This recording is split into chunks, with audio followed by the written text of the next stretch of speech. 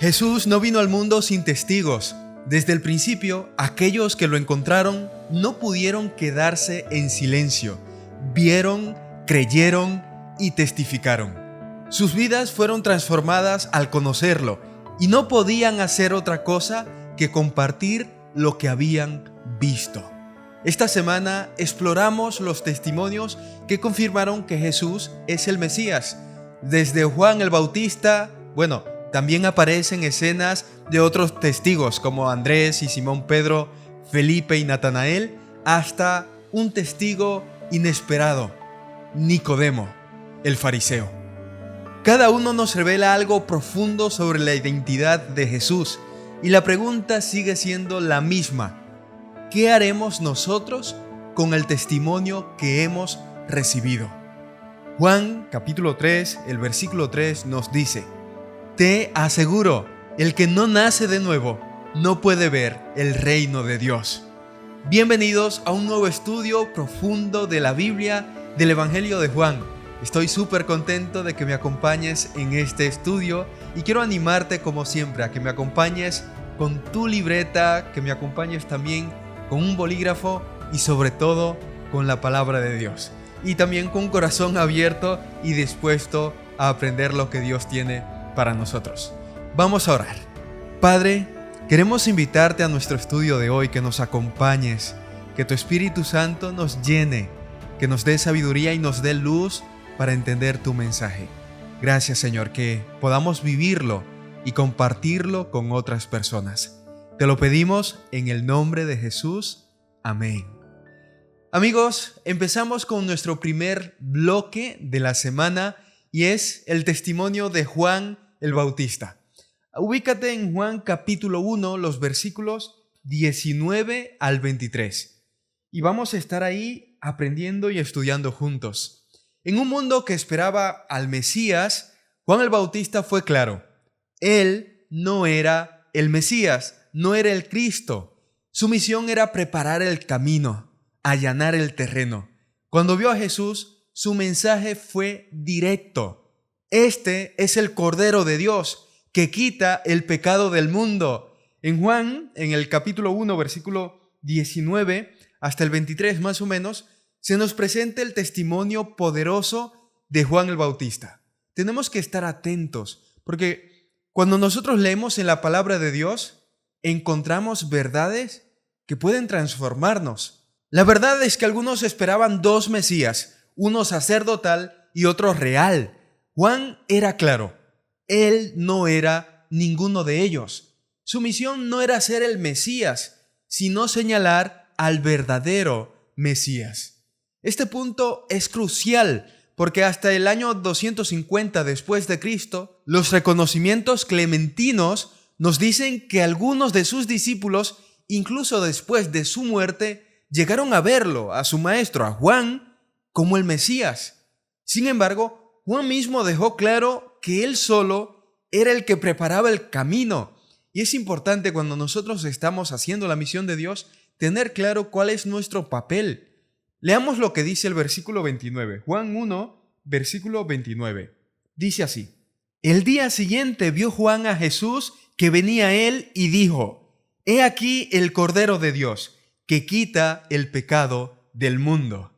Este título, que puede parecer sencillo, lleva un peso profundo. No solo conecta a Jesús con el sistema sacrificial del Antiguo Testamento, sino que señala su misión de eliminar el pecado de la humanidad. El Cordero no solo es una imagen de sacrificio, sino también una imagen de redención final. Juan, como el profeta enviado por Dios para preparar, para allanar el camino, entiende que su tarea no es brillar, sino reflejar. La humildad de Juan, al apartarse del foco y centrar toda la atención en Jesús, es un ejemplo para todos nosotros, los que servimos en el reino de Dios. ¿Estás dispuesto a señalar a Jesús como el Cordero de Dios en tu vida diaria, dejando a un lado cualquier atención hacia ti mismo? Pensemos en esto, porque creo que esta es la clave del crecimiento espiritual. El siguiente bloque: el Cordero de Dios. Vamos a estar en los versículos 29 al 37. Cuando el Juan el Bautista ve a Jesús acercarse, no solo llama a Jesús como Mesías, sino que también lo llama como el Cordero de Dios. Este título lleva un peso que conecta con el ministerio de Jesús con la antigua promesa de redención. La mente del profeta Juan el Bautista fue dirigida a las palabras de Isaías 53:7. Como cordero fue llevado al matadero. El título Cordero de Dios es más que un título simbólico. Cada palabra de esta frase tiene un significado profundo. Y cuando digo profundo, es muy profundo. Juan le dijo ante sus discípulos y ante las multitudes: «He aquí el Cordero de Dios que quita el pecado del mundo». El versículo 29. Cada palabra resuena con poder. Y vamos a intentar desglosar un poco este versículo. Primero, he aquí. He aquí es una invitación a mirar, a conocer a Jesús. Juan vio primero él a Jesús y luego dijo a sus discípulos, a sus oyentes, que vieran ellos a Jesús. Y esta es la primera idea. No podemos mostrar, no podemos dar lo que no tenemos. Así que hay que ver a Jesús en primera persona, primero nosotros, y luego darlo a conocer. Número 2.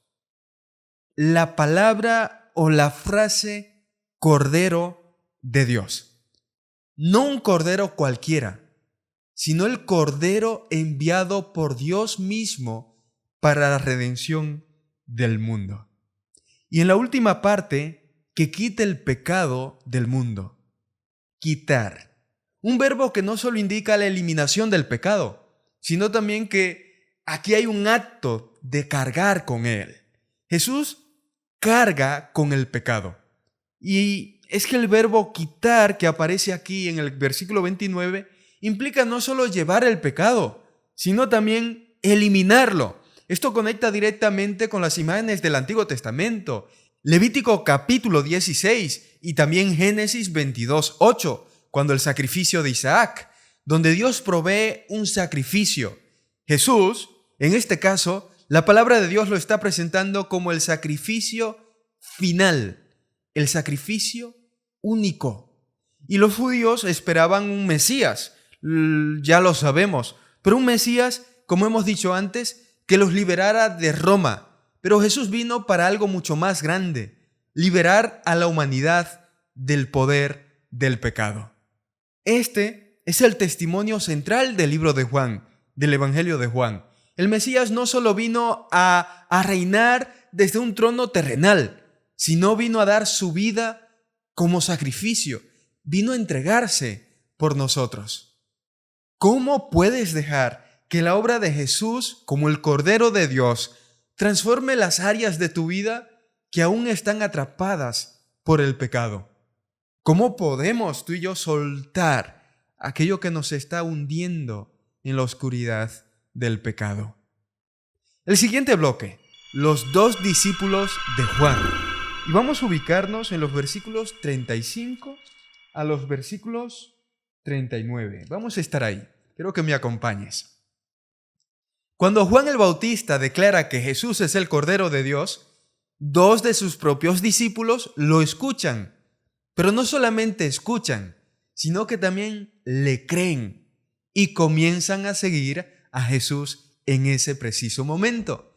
Ellos reconocen a Jesús, el Maestro, como el Mesías que ha llegado. Y aquí en estos versículos vemos el impacto inmediato del testimonio de Juan.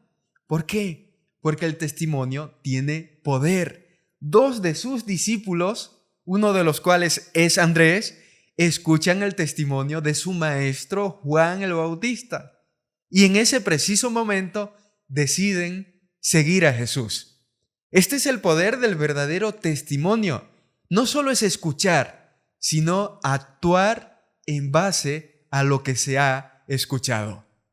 Cuando nosotros escuchamos y cuando nosotros creemos, esto nos lleva a actuar, porque creer es un verbo, es lo que hemos visto ya, es levantarse y activarse. Y en el versículo 36, quiero que me acompañes, el versículo 36 dice, y mirando a Jesús que andaba por allí, dijo, he aquí el Cordero de Dios.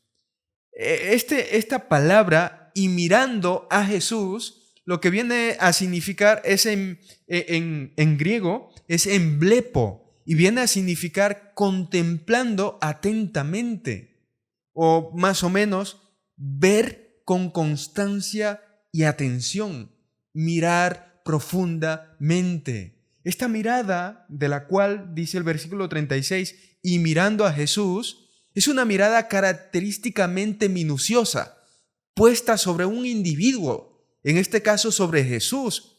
Y este es el tipo de mirada, el tipo de contemplación que tenemos que tener hacia Jesús, tú y yo. Esta contemplación que transforma, que cambia nuestro ser. Mirar profundamente, atentamente al Maestro para que seamos transformados por medio de la contemplación.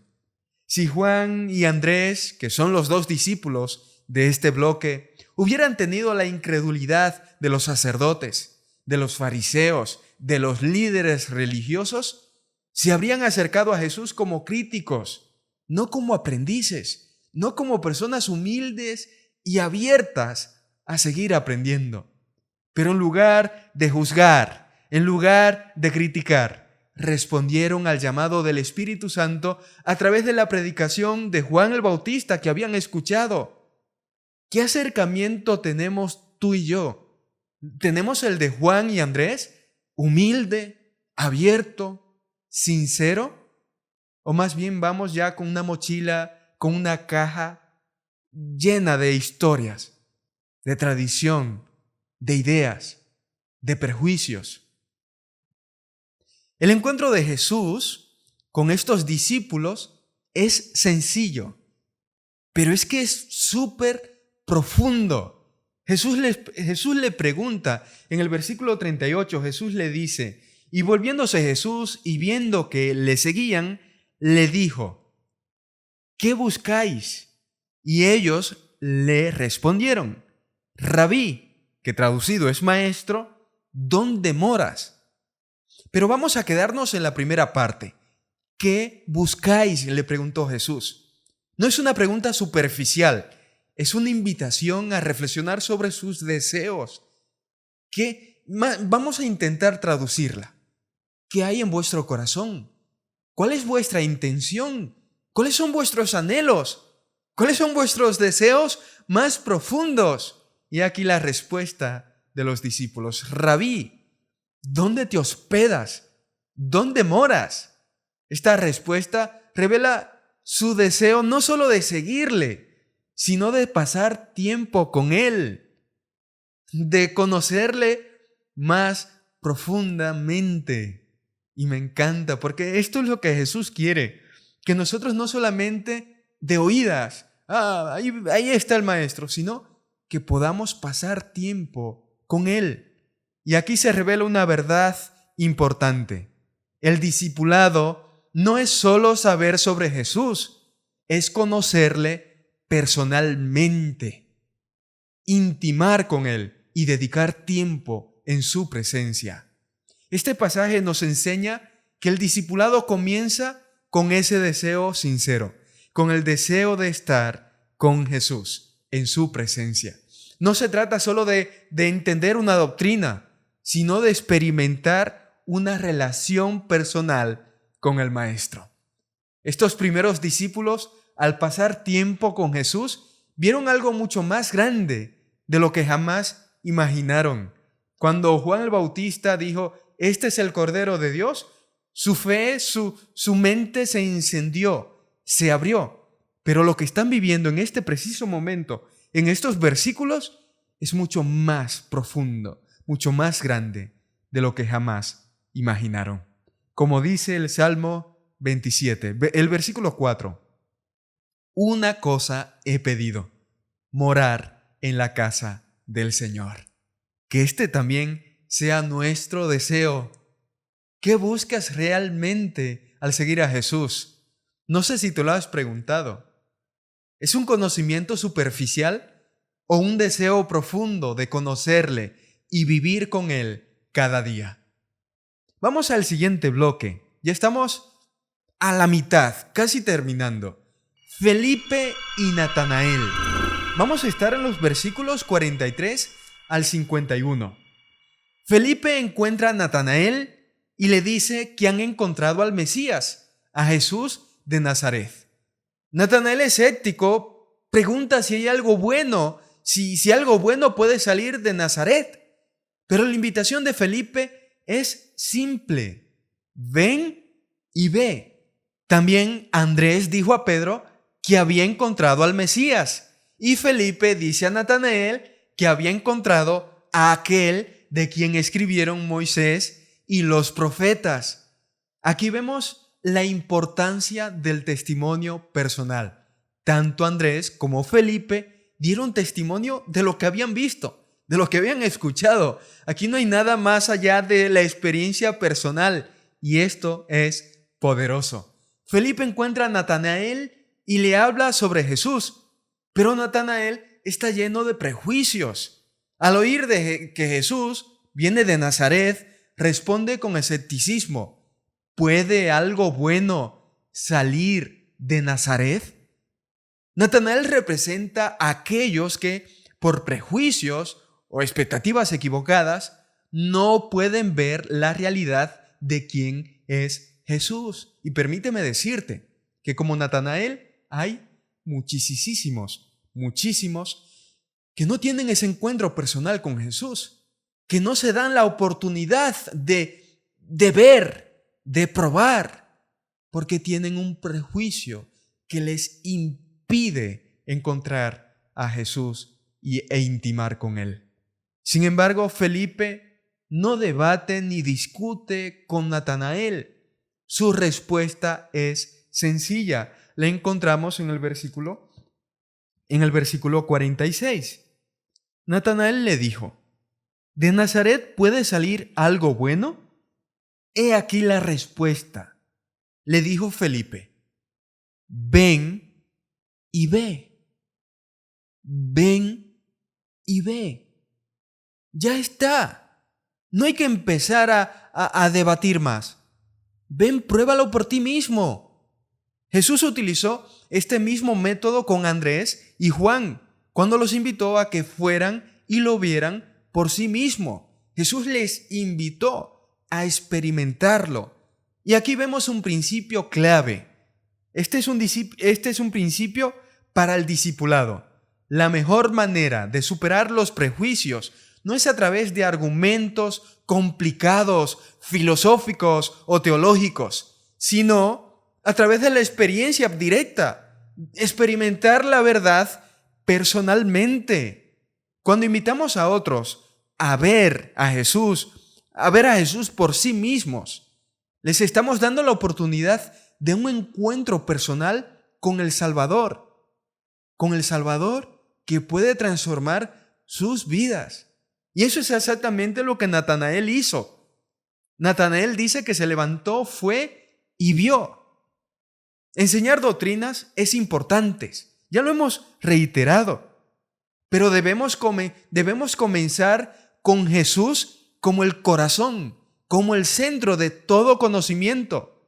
Si empezamos por la ley, si empezamos por las profecías, igual puede que luego se encuentre con Jesús la persona, pero la palabra de Dios nos enseña que el principio, que el centro, que el corazón no es otra enseñanza, es Jesús mismo, el Salvador. Y fíjate, porque la palabra de Dios deja bien en claro el contraste entre Natanael y Jesús. Natanael juzgó a Jesús solo por ser de Nazaret, algo que muchos hacemos hoy.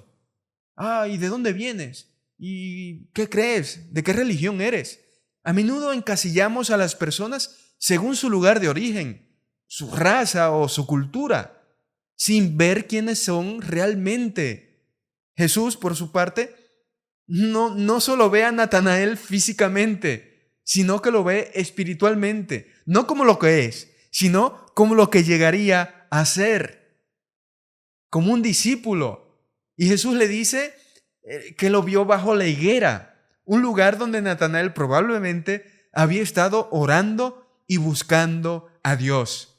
Este conocimiento íntimo de Jesús sobre Natanael lo desarma, lo derrumba, llevándolo a confesar: Rabí, tú eres el Hijo de Dios, tú eres el Rey de Israel. Y lo podemos encontrar en el versículo 49.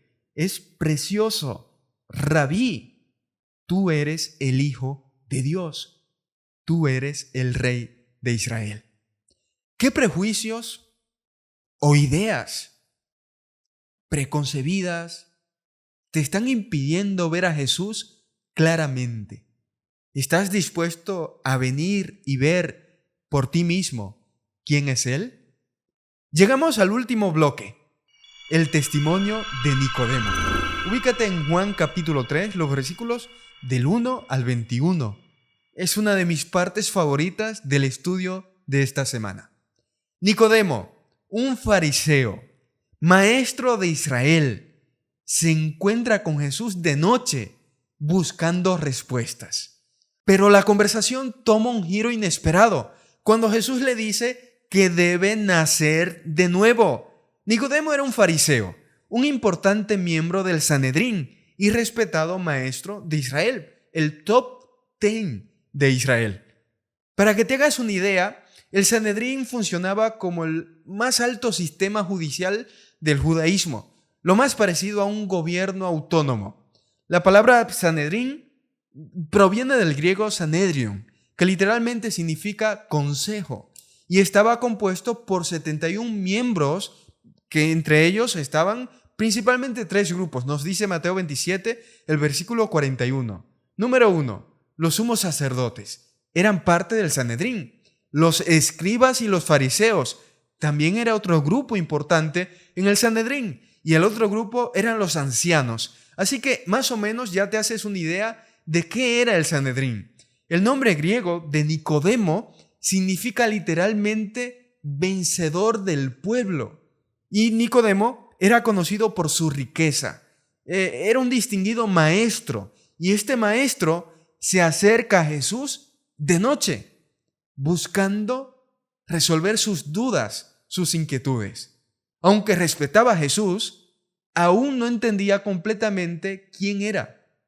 Jesús le revela una verdad profunda y está en el versículo 3. Acompáñame en el versículo 3. Dice: Jesús le dijo: de cierto te digo, el que no naciere de nuevo no puede ver el reino de Dios. Jesús conoce el corazón de cada persona. Por eso la respuesta de Jesús. Aunque la respuesta de Jesús a Nicodemo puede parecer dura, él ve directamente el asunto, lo que hay aquí en el corazón, lo que está pasando en nuestra mente. Aunque los judíos creían que los gentiles necesitaban convertirse, muchos no entendían que ellos mismos, los integrantes del pueblo elegido por Dios, del pueblo de Israel, también necesitaban una experiencia de conversión. Nadie nace salvo, independientemente de su nacionalidad, de su origen, de la iglesia en la que haya crecido, en la que sus padres le hayan inculcado. La respuesta de Jesús es directa. El que no nace de nuevo no puede ver el reino de Dios. Punto. Esta declaración descoloca a Nicodemo, quien pensaba que su conocimiento y estatus eran suficientes. Jesús le explica que para entrar en el reino de Dios se necesita una transformación completa, un nuevo nacimiento, pero un nacimiento espiritual. Este nuevo nacimiento es solamente una obra del Espíritu Santo. No es algo que tú y yo podamos lograr por nosotros mismos. Así que Jesús se encuentra con Nicodemo y se encuentra con nosotros donde nosotros estamos y donde estamos en el punto de nuestro camino espiritual, donde estamos creciendo, donde estamos avanzando. Ahí se encuentra Jesús. Y a Jesús no le importa no le importa cómo nos acercamos a Él, siempre que lo hagamos con un corazón sincero, un corazón honesto. Como consecuencia, más tarde dice la palabra que Nicodemo defendió a Jesús ante el Sanedrín, que quería condenarlo sin escucharlo. En el capítulo 7, versículo 51, ahí encontramos Nicodemo intercediendo por el maestro. Y luego, al final, tuvo el valor suficiente para ayudar a sacar el cuerpo de la cruz, el cuerpo de Jesús, para darle sepultura. ¡Wow! Es una historia que nos llena de esperanza por esta idea que aparece en la palabra, pero también triste, porque Nicodemo vino a abrazar y a declarar públicamente su fe en Jesús después de la muerte de Jesús. No esperemos a que algo intenso, algo que descoloque nuestra vida, nos haga ir a Jesús cuando hoy podemos ir ya. Hoy es el momento, no hay otro momento. La conversación culmina con la declaración más famosa y más tremenda del Evangelio, Juan 3:16, donde Jesús revela el corazón de su misión, de su mensaje. Vamos a leer juntos Juan 3:16 para ver lo que nos dice la palabra de Dios. Porque de tal manera amó Dios al mundo que ha dado a su Hijo unigénito, para que todo aquel que en Él crea no se pierda, mas tenga vida eterna. Este versículo es el testimonio central del Evangelio. Y te quiero preguntar, ¿qué áreas de tu vida necesitan ser transformadas por un nuevo nacimiento espiritual? Hemos llegado a la parte final, hemos terminado, pero antes, los testimonios que hemos visto esta semana nos muestran que Jesús no es solo un maestro o un sanador, un gran líder espiritual. Él es el Cordero de Dios, es el Mesías, es el Salvador del mundo. Y como aquellos que lo vieron y testificaron, ahora nosotros también somos llamados a ser testigos de quién es Jesús y compartir con los demás. Si supieras que alguien puede transformar tu vida completamente, ¿qué le pedirías que cambiara? Juan 1, el versículo 34 nos dice: y yo le vi y he dado testimonio de que este es el Hijo de Dios. Que así sea. Hemos llegado a la parte final de nuestro estudio de hoy. Quiero agradecerte por habernos acompañado. Es una bendición que te conectes cada semana en nuestro estudio. Nos vemos la semana que viene con la ayuda de Dios. Antes, suscríbete, deja tus dudas, tus comentarios y también comparte este estudio para que llegue a otras personas. Te mando un fuerte abrazo y nos vemos la semana que viene. Chao, chao.